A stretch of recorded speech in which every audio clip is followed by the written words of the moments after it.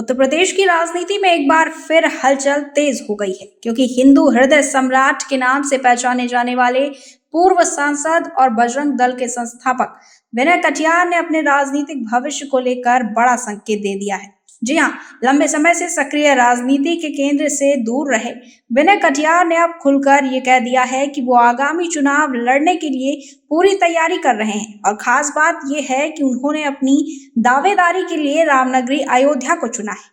उनके इस बयान को राजनीतिक गलियारों में एक बड़े सियासी धमाके के रूप में देखा जा रहा है। इस ऐलान के बाद न केवल भारतीय जनता पार्टी के भीतर हलचल बढ़ गई है, बल्कि सोशल मीडिया पर भी इस मुद्दे को लेकर जोरदार बहस शुरू हो गई है। कुछ ही दिनों पहले बीजेपी प्रदेश अध्यक्ष पंकज चौधरी की विनय कटियार से उनके आवास पर हुई मुलाकात को उस समय सामान्य शिष्टाचार भेंट बताकर नजरअंदाज किया गया था, लेकिन उस वक्त के बाद विनय कटियार का ये कहना है कि आने वाला वक्त बताएगा अब पूरी तरह से नए मायने लेता दिख रहा है।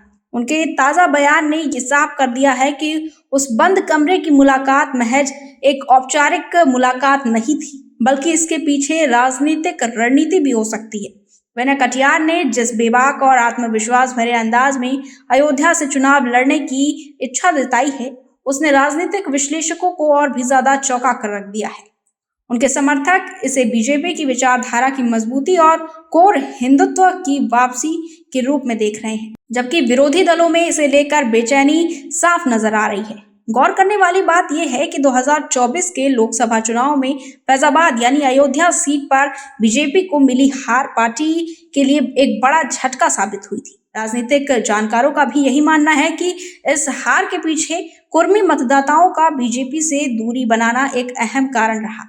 ऐसे में यदि पार्टी विनय कटियार को दोबारा अयोध्या से चुनावी मैदान में उतारती है तो ये ओबीसी मतदाताओं और हिंदूवादी वोट बैंक को फिर से एकजुट करने की एक सोची समझी रणनीति मानी जा सकती है।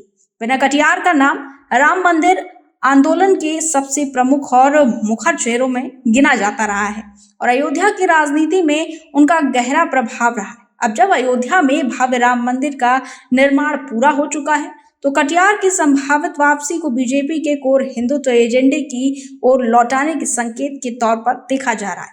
हालांकि पार्टी नेतृत्व इस पूरे मामले पर क्या रुख अपनाता है, यह आने वाले समय में साफ होगा, लेकिन इतना तय है कि विनय कटियार के इस बयान ने उत्तर प्रदेश की राजनीति में नई चर्चाओं और संभावनाओं के दरवाजे खोल दिए। फिलहाल के लिए बस इतना ही। बने रहिए #भारत के साथ।